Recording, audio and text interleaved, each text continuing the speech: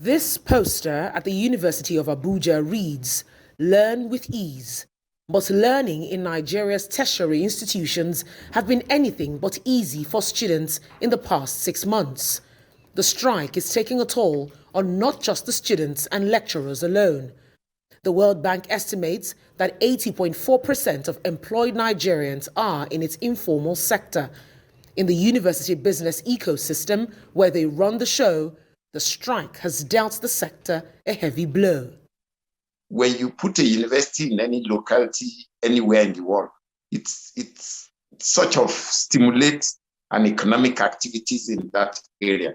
Because if you have 10,000 students living in a university community, if they spend averagely 1,000 naira per day, you know what that one means already. So when they go on strike, that area now suffer that deficit because the students are not there.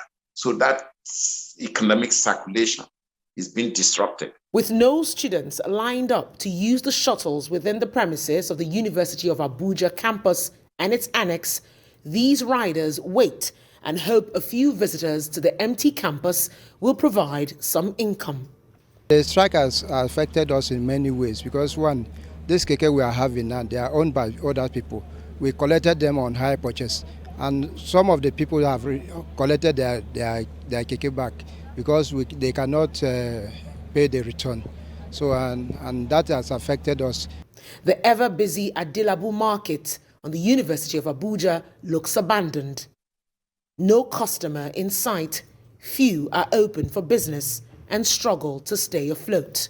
When students were on section, we cooked plenty of food and we were able to finish it. But now we cook less food, and there are people who do come to buy food on credit because of the Asuu strike, and they said they have not paid them any salary. It don't affect me well. I know they sell. Ma say if you ma one crate may finish, you no finish. Kuma our lecturer, our worker will not see them. Mo we say we no say na secret we dey see food na credit, mineral na credit. They go eat, they no go gree pay. The book must say don't fool.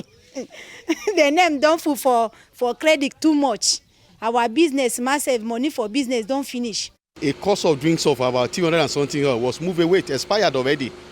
Expires already. So if you're a business owner, if you have an expired product, expired good and service in your office, definitely by now it must have expired. It's the same at the University of Lagos, where Madam Temidayo counts her losses. Very pathetic.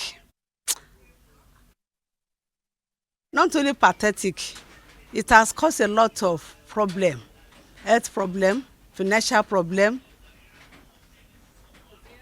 What else can I say? Most of these minerals, malt, it has expiring dates.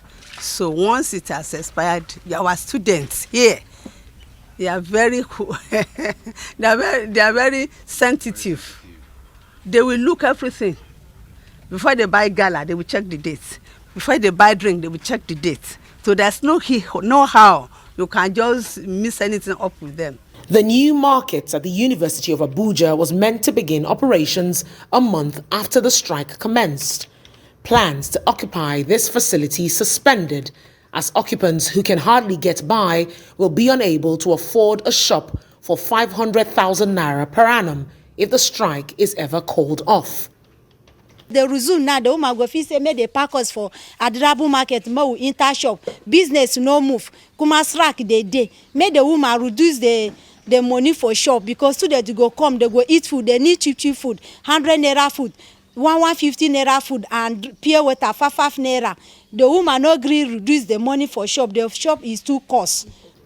In the east, from the Enugu campus of the University of Nigeria, Nsukka, Arise correspondent Abel Ejikeme captures the mood. It's been a case of economic misery for ancillary workers within and outside the university. Emelda sells phone accessories within the premises of the university. She says her financial situation has grown worse since the commencement of the strike. When students were here, at least sometimes you can make like 10,000, 15, 20 daily. But now, you hardly even make up to 1,000 naira. in a day. So it's very difficult for us. And we want government to appealing on them to do something about it. So at least people can even survive. Because we that are doing business, it is affecting us very badly. We have so many things to do with money. You pay your rent, you pay so many things. But here, imagine when you're making 1,000 in a day, you have children to feed. Before the strike, so we are making at least, realizing our daily incomes wasn't as hard as it is now.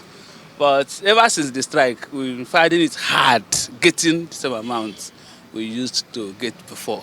Nigerian universities are a beehive of activities during school sessions. Heavily dependent on students for survival, here investments stay frozen as copy machines lay idle with no hope of generating the income they were purchased for.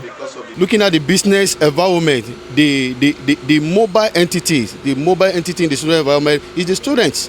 So if their students are not around, who do you want to serve your service to, who do you want to deliver?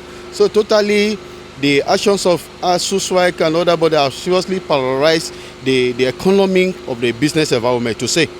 Back at the University of Abuja, as it is on campus, so it is off campus. For Mr. Henry Olumuyiwa, it's a mutually beneficial business relationship with the students. His business is part of a prerequisite for graduating students. As a binder, they depend on him to present their final project. With no student in sight and 5 children to feed, every day is a struggle. Is it financially, morally, otherwise? It has just crumbled all my plan, especially this year, completely. Even as you can see, this is my son. I have some apprentices at my backs.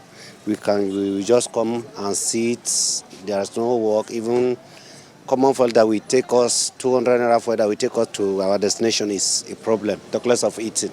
He is not alone. An empty fridge in this restaurant says it all. A business place where you are making like maybe around 30,000, and now even you are not even making up to like 5,000. It's that serious. And most people now, because of the strike, most people are now eating on credit, which it will take them even more than 2-3 weeks before you can even be able to recover your money. While the university management and government can afford to allow its investments lay waste, landlords in this community think otherwise. Monday Suleiman is a property manager and house agent. He says the strike has increased skirmishes between landlords and students, their tenants. The students usually pay rent, but there are challenges during this period. Landlords insist the students must pay, and the students argue that they have not occupied the property in a while. When I plead with the landlords, some accept while others don't. They insist on collecting their money. A particular landlord insists on collecting his money once the tenant resumes after the strike. These arguments end up in the police station. Sometimes, the police also help to beg the landlords. Most still insist on getting their rent. On the larger economy, the losses accrued from the unending strike cannot be quantified.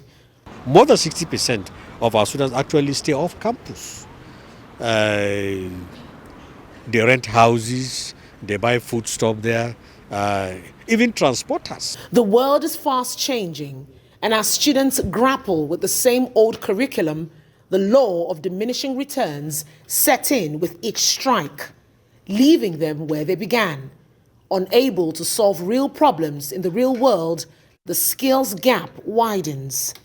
The best brains are leaving. Those of us that are remaining are also leaving. We will leave someday. And that is why our union is drawing government's attention, to this decay. As time passes, many lose the eligibility for employment in certain industries.